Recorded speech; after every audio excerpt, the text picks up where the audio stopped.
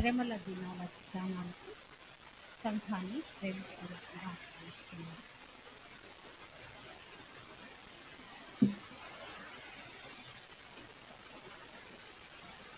యెషయా 53వ అధ్యాయం మనం సాధారణంగా ప్రభు శ్రమల గురించి ఆలోచించినప్పుడు యెషయా 53వ అధ్యాయమే ప్రభు తిరువలో పొందిన శ్రమలకు సాదృశ్యంగా ప్రవచనాత్మకంగా రాయబడినట్టుగా చూడాలి. ఇందులో మనం చూసినట్లయితే ఈ దినము 7 పాయింట్స్తో నేను ధ్యానించాలనుకుంటున్నాను. 7 భాగాలుగా 7 విషయాలుగా మరి ప్రభు సిలువలో పడిన పాటలో 7 విధాలుగా ఆయన శ్రమపరచబడ్డాడని ఆ విషయాలు ధ్యానించాలని నేను అనుకుంటున్నాను. 5వ వచనంలో చూసినట్లయితే మొట్టమొదటిగా మన అతిక్రమ క్రియలను బట్టి అతడు గాయపరచబడను. మొట్టమొదటిగా వాక్యం ఏంటంటే ఈ దినం ధ్యానించే 7 అంశాలలో మొదటి అంశం ఏంటంటే గాయపరచబడను. గాయపరచబడటం అంటే ఎప్పుడైనా మనకు దెబ్బలు తగిలినప్పుడు గాయాలు, మనం పుట్టినప్పుడు గాయాలు.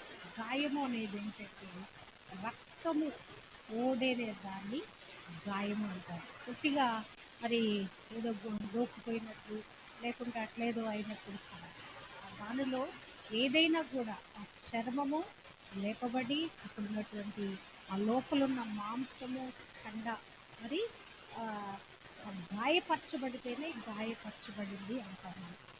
మరి గాయాలు ప్రభుకి ఎలా అయినట్టు చూస్తే పంచగాయాలు ప్రభు పొందినట్టుగా మనకు తెలుసు కదా. ఆయనకి ముందుల కిరీటం అంది తల మీద పెట్టారు, అవునా. తర్వాత 2 చేతులలో మేకులు పెట్టారు, అంటే తర్వాత 2 కాళ్ళు కలిపి మరి అక్కడ మరి స్త్రీలకు పెట్టారు. తర్వాత గుండెలో బల్లెపు పోటుతో, పక్కలో బల్లెముతో గుచ్చారు. ఎన్ని గాయాలైనండి ప్రభుకి? 5 గాయములు, పంచగాయములు నొందినవాడు అని రాయబడింది. ఓకే, అంటే గాయము ఏదో ఒక విధంగా ప్రభుకి ఒక ఆ యొక్క స్త్రీలను కొట్టడం ద్వారానో, లేకుంటే బల్లంతో కొట్టడం ద్వారానో, లేకుంటే మరి తలపై ముళ్ళ కిరీటం కట్టడం ద్వారానో ఏమైపోయింది? ఆయన శరీరము మరి ఆ యొక్క ఏదైతే బల్లము కానీ, మేకులు కానీ, లేకుంటే ఆ ముళ్ళ కిరీటంలో ఉన్న ముళ్ళ ద్వారా కానీ ఆయన శరీరానికి గాయమైపోయింది. గాయమైపోయి ఏమైందండి? శరీరము బయటకు వచ్చింది, ఆ శరీరంతో పాటుగా రక్తము గష్ అయిపోయింది. హల్లెలూయా. అంటే గాయపరచబడుట. మనం చాలాసార్లు ఏమనుకుంటామంటే ఎవరైనా మన చుట్టూ అన్యాయంగా బాధపడితే నాకు ఎంత గాయపరచాడండి, మీ గాయం నాకు మానటం లేదంట. అవునా? చాలాసార్లు ఆ మాటలు తలపోసుకొని మనం చాలా బాధ నిండుతాం. కానీ ప్రభు మన నిమిత్తము మరి ఆయన శరీరములో మన నిమిత్తంగా గాయపరచబడ్డాడు. ఎందుకు గాయపరచబడ్డాడు? ఇక్కడ మనం చూస్తే కనుక మన అతిక్రమ క్రియలను బట్టి అతడు గాయపరచబడిన. అసలు అతను ఆయన చేసిన తప్పులు ఏమైనా ఉన్నాయా? ఆయన చేసిన పొరపాట్లు ఏమైనా ఉన్నాయా? ఆయన చేసిన పాపం ఏమైనా ఉందా?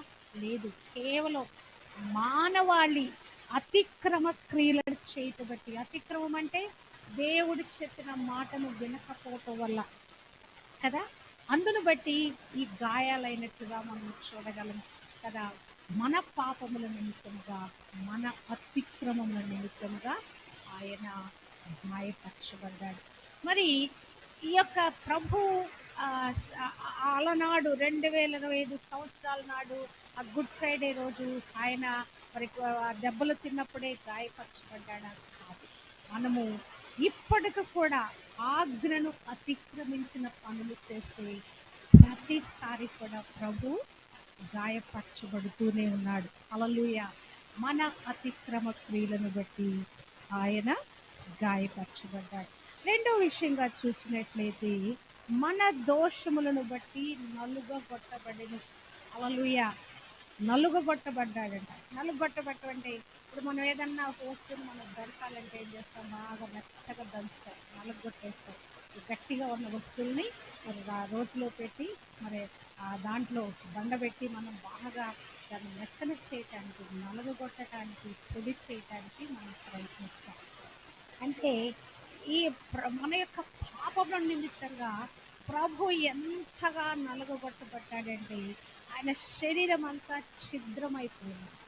ఆయన వీపు వెనక ఆ కొరడా దెబ్బల తాకిడికి కంప్లీట్గా నుజ్జు నుజ్జు అయిపోయిందంట ఆయన శరీరము. సాధారణంగా ఎవరికైనా యాక్సిడెంట్స్ అయినప్పుడు, ఈ యొక్క దెబ్బలు తగిలినప్పుడు వాళ్ళకి కుట్లు వేస్తారు, అవునా కదా? కుట్లు ఎప్పుడు వేయగలదు? ఆ రెండు చర్మాలు కలిసి వస్తేనే కుట్లు వేయగలరు. లేకుంటే ఆ చర్మం కలిసి రాలేదనుకోండి, ఎక్కువ అక్కడ మాంసం వెళ్ళిపోయింది అనుకోండి, అక్కడ కుట్లు వేయగలమా? తిరిగి దాన్ని మనము మేకప్ చేయలేము. గ్రాఫ్టింగ్ చేయాలన్నా అసలు ఏది చేయాలన్నా అక్కడ కొంచెం ఉండాలి, ఏదైనా ఉంటేనే కానీ, ఆ మాంసపు కండ ఉంటేనే కానీ దాన్ని తిరిగి మేకప్ చేయటానికి వీలు కాదు. కానీ ఇక్కడ చూసినట్లయితే కంప్లీట్గా ప్రభు మరి ఆయన నలగొట్టబడ్డాడంట. మరి అసలు మన యొక్క పాపాలకి మనం ఎంతగా శిక్షించబడాలండి? ఈ విధంగా మన దెబ్బలు కొట్టాలి, రక్తాలు కారేంతగా మన కొట్టాలి, మనం చేసే పాపాలకి, మన అవిధేయతలకి, మన అతిక్రమాలకి కదా, మనము లోబడవలని స్థితికి ప్రభుని పదే పదే గాయపరిచేందుకు, ప్రభుకి పదే పదే మన అవిధేయులుగా జీవించడానికి ఈ విధంగా నలుగుకొట్టబడాలనే విషయాన్ని మనం జ్ఞాపకం చేసుకుంటే, మోషే మరి ఎక్కడ మీదకి వెళ్తాడు 40 దినాలు ఆ యొక్క ఆజ్ఞలు తీసుకొద్దామని వెళితే కింద వీళ్ళు ఏం చేస్తున్నారు? బంగారం అంతా పోగేసేసి ఒక దూడను చేస్తున్నారు కదా. దాన్ని అగ్నిలో వేస్తే అది బంగారపు దూడ అయిపోయిందంట. దాన్ని తీసుకొని దేవుడని కొలుస్తున్నారు.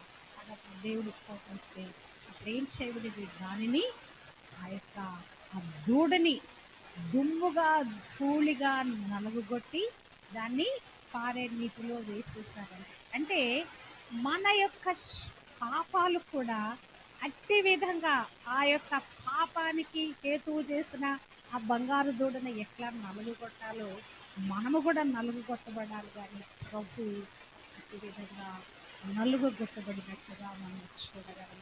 గాయపరచబడుట, నలుగుగొట్టబడి చాలాసార్లు మరి మనమేమనుకుంటామంటే ఈ బాధల చేత, ఇబ్బందుల చేత మనం నలిగిపోయాం. నిజంగా మనం ఆత్మలో, హృదయంలో, మనసులో కృంగిపోయి నలిగిపోతాం. తిరిగి నలిగిన హృదయాన్ని దేవునికి ఇష్టమైన పని. అంటే ఎక్కడ నలిగిపోవాలి మనము? ఆ యొక్క హృదయంలో, ఆ యొక్క తగ్గించుకున్న స్వభావంలో, ఆ యొక్క మనలో ఉన్న అహమంతా తొలగిపోయి, గర్వమంతా తొలగిపోయి, అతిశయాలన్నీ పగలగొట్టబడి, నలుగుగొట్టబడి, పొడి చేయబడిన ఈ భాగంలో మనం కూడా నలుగుగొట్టబడాలి. ప్రభు అందుకొరకు ఆ వీటి మీద ఆ యొక్క గాయాలు పొందుకొని, వీటి మీద కొరడా దెబ్బలు పొందుకొని నలుగుగొట్టబడి, అంటే ఆయన దేవాది దేవుడు అనే దాన్ని మర్చిపోయి ఒక సామాన్యుడిగా, ఒక మానవుడిగా, ఒక శిక్ష అనుభవించేవాడుగా ఆయన నలుగుగొట్టబడ్డాడు. నీవు నేను కూడా ఆత్మలో అంతగా తగ్గించుకున్న వారిని మనము కూడా ఆ నలుగుగొట్టబడే అనుభవంలోకి వెళ్ళాలని దేవుడు కోరుకుంటున్నాడు. మరి రాతి కింద మరి దేవుని రాతి మీద పడితేనేమో మనుషులు తునాతునుకులైపోతారు. అంటే వారి యొక్క పాపము విమోచన పొందుకొని వారి హృదయంలో ఆ పాపాలు క్షమించబడి మరి వారు విరిగి నలిగిన హృదయంతో దేవుని వద్దకు వస్తారంట. కానీ ఆ రాతి కింద పడితే ఏమైపోతారంటే నలిబిలి అయిపోతారు. కానీ దేవుడు ఏం కోరుకుంటున్నాడంటే మనం నలిబిలి అయిపోయి నశించాలని కోరుకోవటం, నలుగుగొట్టబడి తిరిగి ప్రభు వైపు మళ్లించబడాలని దేవుడు కోరుకుంటున్నాడు. హల్లెలూయా. మరి మూడో విషయంగా చూసినట్లయితే ఆయన మరి ఎందుకు నలుగుగొట్టబడ్డాడని మనం చూస్తే కనుక, దేనికోసం నలుగుగొట్టబడ్డా? ఆయన మన దోషములను బట్టి నలుగుగొట్టబడ్డాడు కదా. అతిక్రమ క్రియలను బట్టేమో ఆయన ఏం చేయబడ్డాడు? గాయపరచబడ్డాడు. మన దోషములు బట్టి, దోషం అంటే ఏంటి? చేసిన దాన్నే చేస్తాం. పాపము దోషంగా మార్చబడదు కనుక ఈ దోషాలను బట్టి ఆయన అట్టి విధంగా ఆ తీవ్రమైన శిక్ష పొందుకున్నాడు. మూడో విషయం చూసినట్లయితే యెషయా 53:8 అన్యాయపు తీర్పు పొందిన వాడై అతడు కొనిపోబడెను. ఎవరినైనా ఎవరైనా కొనిపోవాలంటే ఎట్లా కొనిపోతారు? ఎప్పుడు కొనిపోతారు? ఒక మనిషి చనిపోయినప్పుడు కదా. ఒక మనిషి నిస్సహాయ స్థితిలో ఉండి తనకై తను నిలవలేనప్పుడు, నడవలేనప్పుడు అతను పట్టుకొని కొనిపోతారు కదా. ఇక్కడ ప్రభుని కూడా మరి ఆ కొనిపోబడ్డాడంట.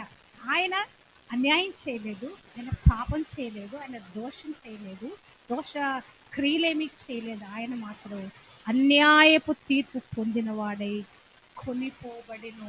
హల్లెలూయా. కానీ కొనుక్కోవటం అనే మాట మనం చూస్తే, ఆత్మీయ జీవితానికి మనం చూస్తే గనక ప్రభువేమో న్యాయంగా కొనుక్కోబడ్డాడు. మనమైతే ఆత్మలో కొనిపోయబడేవారుగా ఉండాలని మరి ఇక్కడ వాక్యము సెలవిస్తుంది.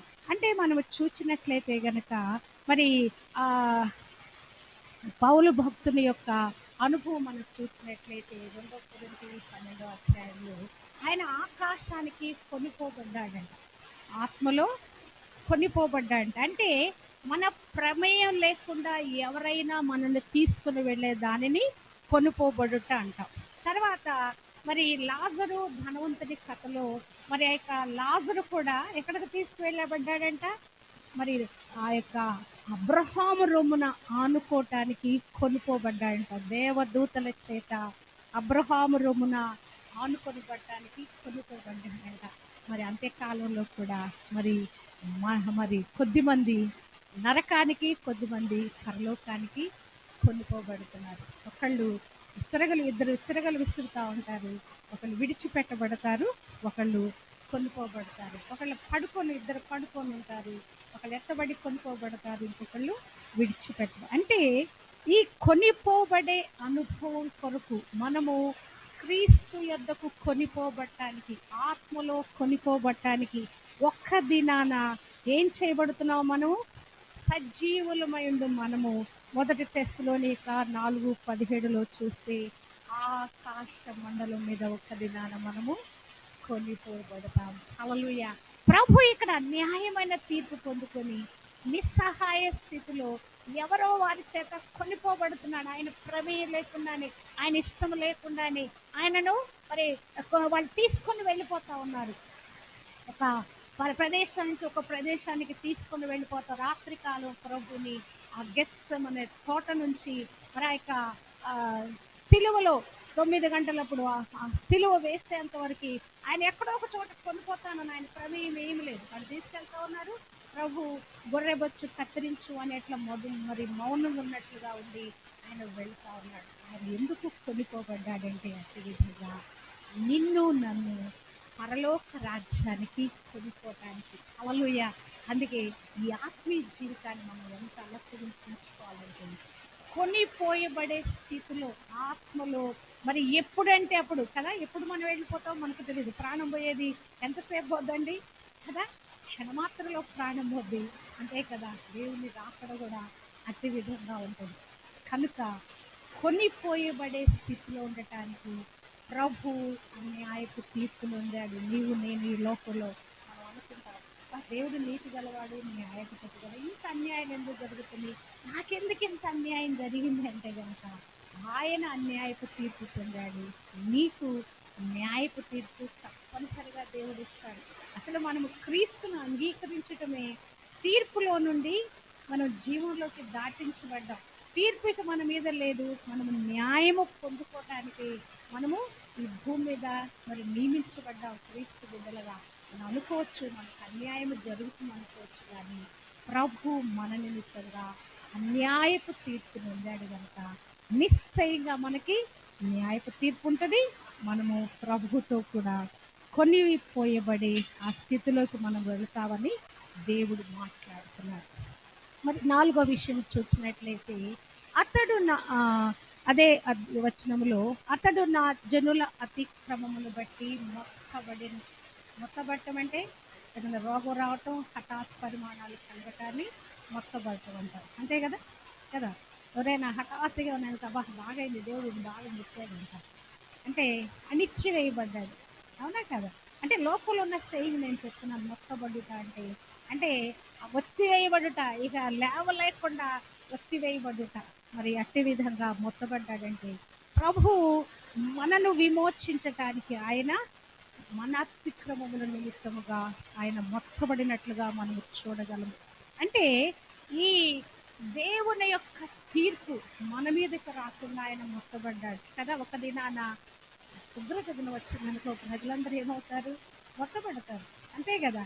దేవుని ఉగ్రత వచ్చిందంటే వాళ్ళ మీదకి వచ్చే తెగుళ్ళు, వాళ్ళ మీదకి వచ్చే శాపాలు, వాళ్ళ మీదకి వచ్చే భయంకరమైన ఈ బైబిల్ గ్రంథంలో రాయబడిన తీర్పులన్నీ వారి మీదకి వచ్చినప్పుడు వారు ఏమైపోతారు? మొత్తబడతారు. కానీ మనమైతే ఈ మొత్తబడే స్థితిలోంచి విడిపించబడ్డామండి. హల్లెలూయా. నా జనుల అతిక్రమమును బట్టి అతడు మరి మొత్తబడిను. కానీ ఇది మనం గ్రహించాము. ఏంటది?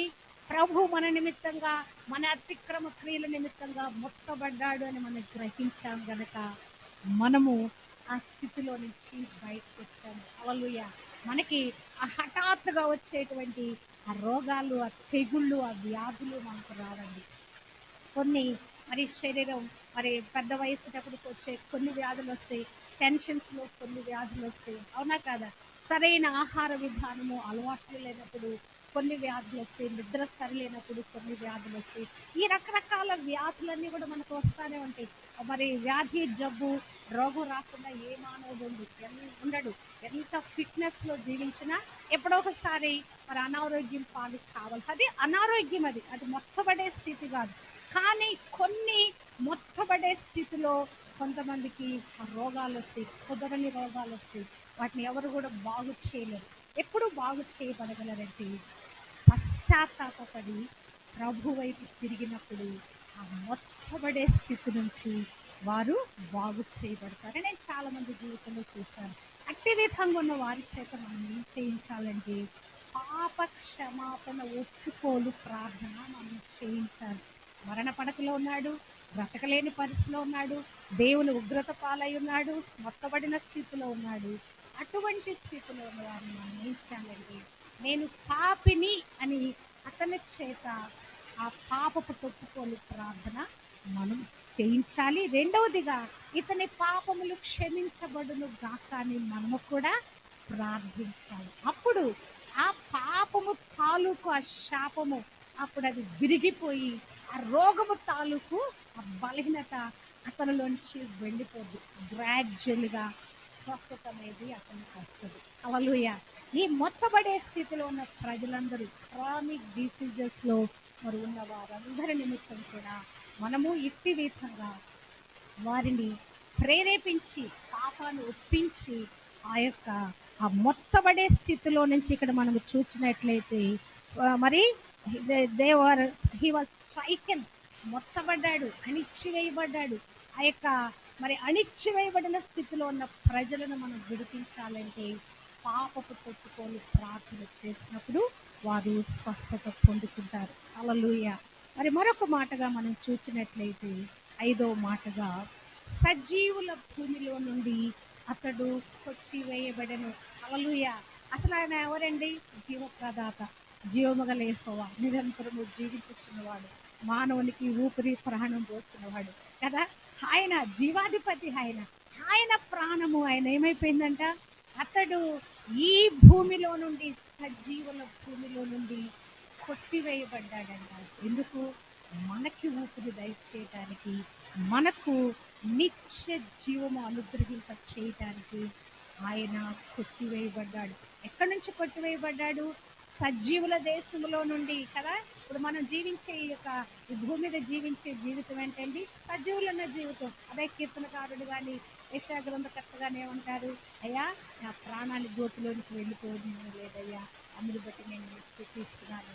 సజీవులే కదా నేను స్థుతిస్తారు, మనం నేను స్థుతించదు, పాతాళం నుంచి స్థుతి కలగదు. ఈ దినం నేను సజీవుడై నేను స్థుతిస్తున్నానయ్యా, నేను చావను, సజీవుడనే యెహోవా క్రియలు వివరిస్తా. అంటే మనము సజీవులుగా ఉండి ఈ విధంగా దేవుని కార్యాలు కొనియాడటానికి, ఆ మరి ఇంకా సజీవంగా మనం జీవించటానికి, జీవంతో మనం జీవించడానికి ప్రభు మన నిమిత్తంగా తన జీవాన్ని ఇచ్చివేశారు కదా. ఆయన క్షణమాత్రం మన ఊపిరిని ఆపివేస్తే, మన జీవాన్ని ఆపివేస్తే కదా పడిపోతాము. అవునా కదా? మన ప్రాణం మనలోంచి వెళ్ళిపోయిందంటే హోప్లెస్ అయిపోయి ఇంకంతా పడిపోతాం, వివిధ జీవులాగా శవంలాగా పడిపోతాం కదా. అటువంటి స్థితి నుంచి విడిపించాలి శారీరకమైన జీవితం. ఇంకా ఆత్మలో కూడా మనం చనిపోయిన స్థితిలో ఉండకూడదని దేవుడు కోరుకుంటున్నాడు. నిరంతరము నిత్య జీవానికి వారసులు ఉండాలి, నిరంతరము జీవించువారుగా ఉండాలి. మృతుడవైన నీవు ఆ మేల్కొని లెమ్ము, అమృతమైన స్థితిలో నుంచి లెమ్ము. ఎఫెసీయులకు రాసిన పత్రిక 5వ అధ్యాయములో 14వ ప్రాంతంలో రాయబడిన మాట. నిద్రించుచున్న నీవు మేల్కొని లెమ్ము. ఆత్మలో నిద్రపోతున్నావా? ఆత్మలో మృతమైన స్థితిలో ఉన్నావా? ఇదిగో నేను బ్రతికున్నాను అనుకుంటున్నావు, కానీ నువ్వు మృతుడవైన ఒక సంఘంతో మరి యొక్క ప్రకటన గ్రంథంలో చెప్పబడింది. కనుక ఎక్కడ మృతమైన స్థితి ఉందో అక్కడ మనము మరి సజీవులుగా మరి చేయబడాలని ప్రభు ఈ భూమి మీద నుండి ఆయన ప్రాణము కొట్టివేయబడింది. He's been cut off from the living, cut off చేయబడింది కదా. మన పేర్లు ఆధార్లోంచి ఎప్పుడు తీసివేయబడతాయి? జనసంఖ్యలోంచి ఎప్పుడు తీసివేయబడతాయి కదా? చనిపోయినప్పుడు ఏమైపోద్ది కదా. డెత్ సర్టిఫికెట్ ఇవ్వగానే మన ఎలక్షన్ కార్డు డిజాల్వ్ అయిపోద్ది, మన ఆధార్ కార్డు డిజాల్వ్ అయిపోద్ది. ఇక మన మీద ఏమున్నా కానీ అవన్నీ ఏం పనిచేయి. ఒకసారి డెత్ సర్టిఫికెట్ రిలీజ్ అయిందంటే, చనిపోయాడని గవర్నమెంట్ రికార్డ్స్లోకి వెళ్ళిపోయిందంటే ఇంకా ఏది కూడా పనిచేయి. అంటే ఈ భూమి మీద మనకు కట్ ఆఫ్ చేయబడ్డాం. ఈ ప్రజలలో నుంచి మనకు కట్ ఆఫ్ చేయబడినాక ఇక మనకి ఈ భూమి మీద ఇంకా ఏమీ ఉండదు కదా. అదేవిధంగా ప్రభు ఈ నివసించే ప్రజలకు కావలసినటువంటి జీవము ఎవరైనా ప్రాణమునకు జీవమునకు మూలాధారమై ఉన్నాడు ఆయన. మన దీర్ఘాయువుకు ఆయన మూలాధారమై ఉన్నాడు. ఆయన యొక్క జీవమట ఈ భూమి మీద నుండి కొట్టివేయబడింది.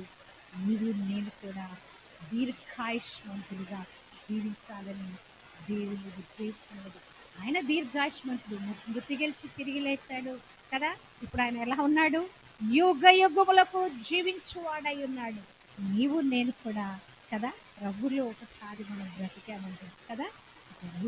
అన్నిటికీ జీవించే వాళ్ళు కేవలం ఇక గాఢ నిద్రపోతామంటే, ఇక్కడ చచ్చిపోయామంటే మన ఊపిరి వెళ్ళిపోద్ది, గాఢ నిద్రలోకి వెళ్ళిపోయాం. ఒకసారి ప్రభు రా అని చెప్పినప్పుడు మన ఆత్మలు ప్రభు దగ్గరికి వెళ్ళిపోతాయి. మనం అప్పుడు యుగ యుగములు ఆయనతో కలిసి మనం జీవిస్తాము. హల్లెలూయా. 6వ మాటగా చూసినట్లయితే 53:9 చూసినట్లయితే, అతడు మరణమైనప్పుడు భక్తిహీనులతో అతనికి సమాధి నియమింపబడెను. ఏదో నియమించుట ఎప్పుడు నియమిస్తారు? ఏదైనా ఒక పోస్ట్లో పెట్టినప్పుడు నియమించబడతా అంటారు, అపాయింట్ చేయబడతాం కదా. He has been made his grave with wicked. ఎవరితోనట? భక్తిహీనులతో ఆయన యొక్క సమాధి నియమించబడిందంట. ఈ భూమి మీద ప్రతి ఒక్కరికి పుట్టుక దినం నిర్ణయించబడిందండి, నియమించబడింది. చనిపోయే దినం కూడా నియమించబడింది కదా. ఈ బ్రతికున్న ఈ కాలం, పుట్టుక చావుకు మధ్యన ఈ జీవితమే మనది. దీన్ని మనం ఏం చేయాలి? ఉపయోగకరంగా మార్చుకోవాలి. హల్లెలూయా. మరి మనమైతే కదా సమాధులు పెట్టడానికి చనిపోయినాక మన వాళ్ళు ఏం చేస్తారు కదా, సమాధి మంచి ప్రదేశంలో పెట్టాలి. సమాధికి మరి ఆ సమాధి పెట్టిన తర్వాత దానికి మంచి అది అక్కడ ఒకటి కట్టడం కట్టించాలి, చక్కగా రంగులు వేయాలి, మరి వారి ఫోటోలు పెట్టాలి, దాని మీద మంచి మంచి వాక్యాలు రాయాలి కదా. ఇవన్నీ శ్రద్ధగా తీసుకుంటాము. కానీ ప్రభు మరణించినప్పుడు అతనికి సమాధి ఎక్కడ నియమించబడిందంటే భక్తిహీనులతో అతనికి సమాధి నియమించి. ఇప్పుడు నీవు నేను ఒక్కొక్కడు ఎలా ఉన్నాం? పనికి వాలిన వారుగా, అవునా కాదు? భక్తి లేని వారుగా, అసలు దేవుడే లేని వారుగా, పరజనులుగా ఉన్నాం. మనకి ప్రభు అనుగ్రహించబడ్డాడు, అవునా కదా. ఒకప్పుడు యూదుల కొరకు ఆయన దేవుడు, ఆ తర్వాత మరి అన్యజనులైన మనకు కూడా ఆయన దేవుడైపోయాడు. ఎప్పుడైతే ఆ తెర రెండుగా చినిగిపోయిందో, ఆ యొక్క గర్భాలయంలో ఉన్నటువంటి ఆ తెర మరి రెండుగా చినిగిపోయిందో, అప్పుడు మరి అన్యులైన మనకు కూడా ఈ మందిరములో ప్రవేశించడానికి అర్హత మనకు కలిగింది. హల్లెలూయా. మరి ఆయన అయితే, మనమైతే ఇప్పుడు ఎలా ఉన్నాం మనం? భక్తి పరుల మధ్య కదా, సమాధి తోటలో మరి అక్కడికి వెళితే గనక ఇదిగో అడుగు తుదముట్టించాడు కదా, శ్వాసను కాపాడుకున్నాడు, నీతి కిరీటం ఉంచబడింది కదా, ఈ మాటలన్నీ రాయబడతాయి. అవునా కదా? అంటే మరి ఆత్మీయ జీవితం యొక్క స్థితిగతులు ఎలా ఉన్నాయో మనకు తెలియదు, కానీ ఆ సమాధి తోటలు అయితే చక్కని కలర్ఫుల్ గా తెల్లటి మరి రంగులు వేసి రకరకాలుగా ఉంటాయి. కానీ ప్రభుకైతే భక్తిహీనులతో అతనికి సమాధి నియమించబడింది. హల్లెలూయా. మనము ఎక్కడ సమాధి చేయబడుతున్నాం? సమాధి చేయబడుట అనేది కూడా క్రైస్తవ జీవితానికి చాలా ప్రాముఖ్యమైన విషయం ఉంది. మన క్రైస్తవ విశ్వాసము సమాధి చేయబడుట మీద కూడా ఆధారపడింది. ఎందుకు ఇవాళ రేపు సమాధి స్థలాల కొరకు మనం పెద్ద పెద్ద పోరాటాలు చేస్తున్నాం. మాకు సమాధుల స్థలం కావాలి, సమాధుల స్థలం అంటే మనం పాతి పెట్టబడాలి. మన యొక్క శవాలు ఈ భూమి మీద ఎక్కడ పడితే అక్కడికి వేయబట్టడానికి వీలు లేదు. మన విశ్వాసం ఏంటి? ప్రభు యొక్క కడబోరం మ్రోగినప్పుడు మనం ఎత్తబడాలంటే ఆ సమాధులలో ఉన్నవారు లేపబడ్డారని దేవుని వాక్యం సెలవిస్తుంది కదా. ప్రభు చనిపోయినప్పుడట ఆ యొక్క 3 గంటలప్పుడు మరి ఆ శుభ శుక్రవారం చనిపోయినప్పుడు సమాధుల్లో అనేక మంది లేచి అనేక మందికి కనపడ్డారంట. అంటే ఏంటి? ఒక్క దినాన కడబోరం మ్రోగినప్పుడు మొదట సమాధులలో ఉన్నవారు లేతురు. అవునా కదా? ఆ సమాధుల్లో ఉన్నవారు లేపబడాలంటే ఎక్కడ పాతి పెట్టబడాలి? వాళ్ళు సమాధిలో పెట్టబడాలి. కనుక క్రైస్తవ విశ్వాసులు సమాధి స్థలం కొరకు చాలా గొప్ప డిమాండ్. మన మధ్య ఏదో మాట్లాడుకుంటూ వెళ్ళేటప్పుడు ఇక నారాయణగూడలో ఇంకా పెద్ద పెద్ద స్థలాలు 5 లక్షలంట సమాధి స్థలం. నేను ఆశ్చర్యపోయాను కదా. దేవుడు మనకు ఉచితంగా ఏదో ఒక 10,000 5,000 కడితే మనకి కార్యం జరిగిపోతుంది కదా. సమాధి కార్యక్రమం అనేది కూడా చాలా ఖర్చుతో ఇంకా పెళ్లికి ఎంత ఖర్చు చేస్తాము సమాధికి కదా. అదనపు కూడికి, 3 దినాల కూడికి, మళ్ళా తర్వాత పెట్టుకునే జ్ఞాపకార్థ కూడికి, మళ్ళా ఆదరణ కూడికి, మళ్ళా వచ్చే సంవత్సరం వచ్చే మరి జ్ఞాపకార్థ కూడికి కూడా మనం చాలా డబ్బులు ఖర్చు చేస్తాం. చనిపోయిన వారి గురించి కూడా, సమాధిలో పెట్టబడే వారి గురించి కూడా మనం చాలా ఖర్చు చేస్తాం. భక్తిహీనుల యొద్ద సమాధి చేయబడ్డారట. నీవు నేను ఆ చక్కని స్థలంలో సమాధి తోటలో మనం సమాధి చేయబడి ప్రభు కడబోరం రోజునప్పుడు జుక్కుమని ఎరిగిపోవటానికి కదా, ప్రభుని కలుసుకోవడానికి వెళ్ళటానికి ప్రాపర్గా మనం అందరము సమాధి చేయబడుదును గాక. ధనవంతుల యొద్ద ఊడ్చబడి 7వ భాగంలో చూస్తే అదే భాగంలో అతడు ధనవంతుని యొద్ద ఉంచబడి. ప్రభు ఈ భూమి మీద పుట్టినప్పుడు కూడా స్థలం లేదు ఆయనకి, చనిపోయినప్పుడు కూడా ఆయనకి స్థలం లేదు. ఎవరైనా సృష్టికర్త కదా, ఈ సమస్త సృష్టికి కారణభూతుడు. ఇది కలుగు అది కలుగు ఇది కావాలి ఇది కావాలని ఆయన చెప్తా ఉంటే అవన్నీ జరిగిపోయినాయి కదా. ఈ భూమిని మానవుల కొరకు నివాస యోగ్యంగా మార్చాడు. అందరూ హ్యాపీగా జీవించాలని, మనకు ఆహారం కావాల్సిన వాటన్నిటిని కూడా ముందుగానే ఆయన చేసుకుంటాడు కదా. అంటే ప్రభు మానవుని గురించి ఎంత శ్రద్ధ తీసుకున్నాడంటే కావలసినవి అన్నీ కూడా ప్రొవైడ్ చేసి, ఒక బిడ్డ పుట్టబోతుందంటే కదా, ఒక తల్లి ఒక కడుపులో ఒక బిడ్డ ఉండగానే అన్ని సిద్ధపరుస్తూ ఉంటుంది కదా. మరి పుట్టినాక ఏమేమి బట్టలు వాడాలి, ఏం చేయాలి, చిన్న చిన్న గుబ్బాలు పుట్టుకుంటూ అతనన్నిటి సిద్ధపరుస్తూ ఉంటుంది. ఇంకా ఎక్కడ పండు పెట్టాలి, దాని కొరకు ఇయ్యాలా, ఇంకా రకరకాలు సిద్ధపరుస్తూ ఉంటాం. ఇక్కడ ప్రభుకైతేనండి పుట్టినప్పుడు పెట్టడానికి స్థలము లేదు, చనిపోయినప్పుడు పెట్టడానికి కూడా స్థలం లేదు. కొన్ని జీవించినప్పుడైనా అంత ఉండిందంటే ఏదో ఒక ఇంట్లో అయినా కాపురం ఉన్నాడు, ఎవరి ఇంట్లోనో రెంటుకున్నాడు. కొన్ని ప్రభురాష్ట్ర భోజనం ఆస్వాదిస్తున్నామంటే ఎవరో ఒక మేడగది సామాగ్రి కలిగిన మేడగది ఇస్తాడండి. అవునా కదా? అంటే ప్రభు జీవితం యావత్తు కూడా మరి ఆయనకంటూ సొంతదేవి భూమి మీద ఏర్పరచుకోలే కదా. ధనవంతుని యొద్ద ఉంచబడ్డాడు. అంటే ఒక రాయల్ రీతిలో ఆయన యొక్క సమాధి చేయబడ్డాడు. అవునా కదా? మరి అరిమతయి యేసేపు ఏం చేశాడు?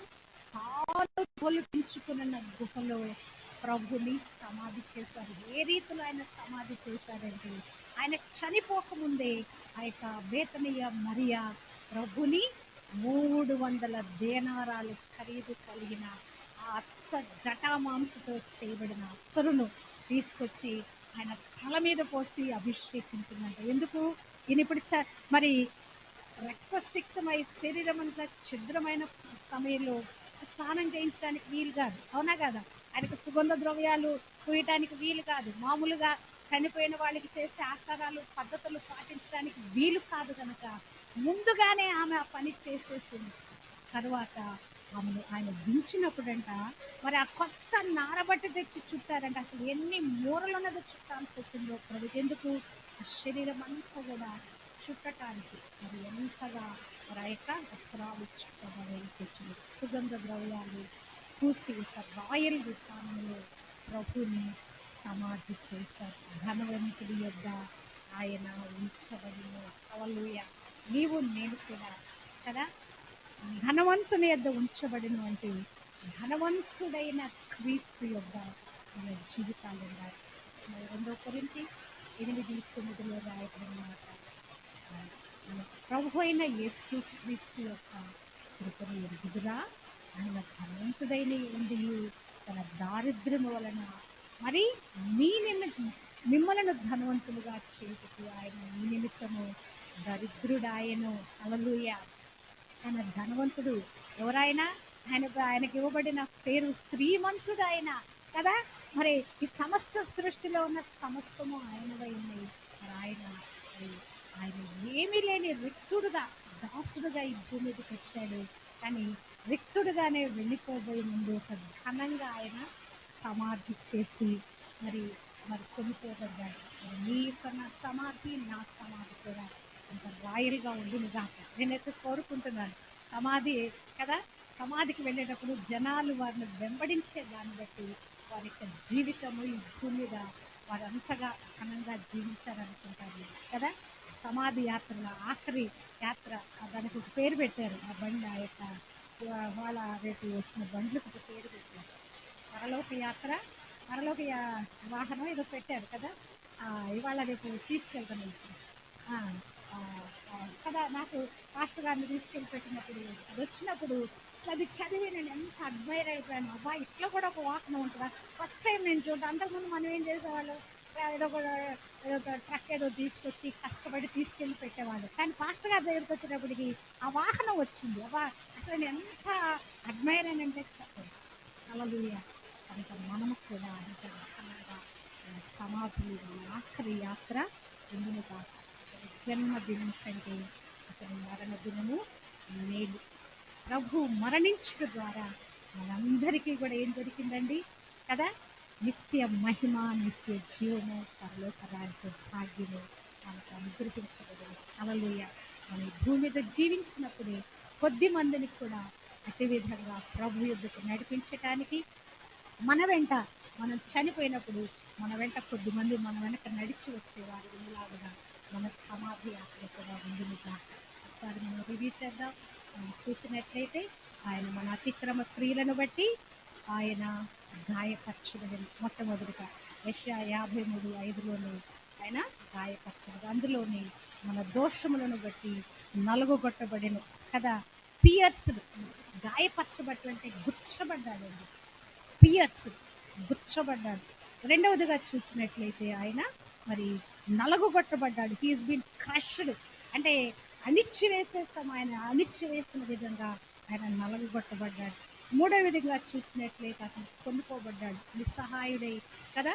సృష్టికర్త వాడు, మాట చేత మరి సముద్రపు తరంగములను ఆపగలిగిన వాడు, శక్తిమంతుడైన వాడు, మరి గాలి తుఫాన్లు కూడా గర్దించగలిగిన వాడు, మరి ఆయన మరి కొనుక్కోబడినట్లుగా మనం చూడగలము కదా. హీఈస్ బీన్ టేకెన్ అవే.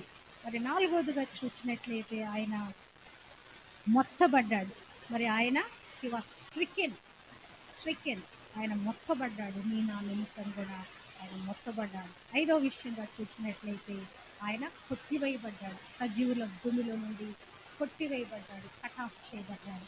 ఆరోతిగా ఆయన మరి భక్తిహీనులతో సమాధి నియమింపబడింది. Hallelujah. Is made his grave with the wicked. భక్తిహీనులతో ఆయనకు సమాధి నియమించబడింది. ఆఖరిగా చూసి మనము అతని ధనవంతుని యొద్ద ఉంచబడిన, గాయపరచబడిన, నలుగొట్టబడిన, ఉంచబడిన, కొనిపోబడిన. మరి ఇటు విధంగా మరి ఈ మాటలన్నీ మనం ధ్యానించడానికి దేవుడు మనకు దయచేసి కృప కొరకే దేవాది దేవుడికి కృతజ్ఞతాస్తుతులు. ప్రభు సిలువలో ఆ కార్యం చేయబట్టి ఈ రోజు మనము మరి ప్రభుని ఆరాధిస్తూ ఆయన చేసిన ఆ సిలువలో చేసిన బలియాగ త్యాగాన్ని జ్ఞాపకం చేసుకుంటూ మన ఆత్మను బలోపేతం చేయడానికి మరొక్కసారి ప్రభు యొక్క సిలువ శ్రమలు మనం ధ్యానించడం ద్వారా మనము మన ఆత్మలో నూతన పరచబడటానికి, ప్రభు కొరకు జీవించటానికి దేవుడు మన ఆత్మలో జరిగిస్తున్న కార్యం కొరకు, దేవుడు ఇచ్చిన సమయం కొరకు దేవాది దేవునికి లెక్కింపలేని కృతజ్ఞతాస్తుతులు చెల్లిస్తున్నాం. దేవునికి మహిమ కలుగును.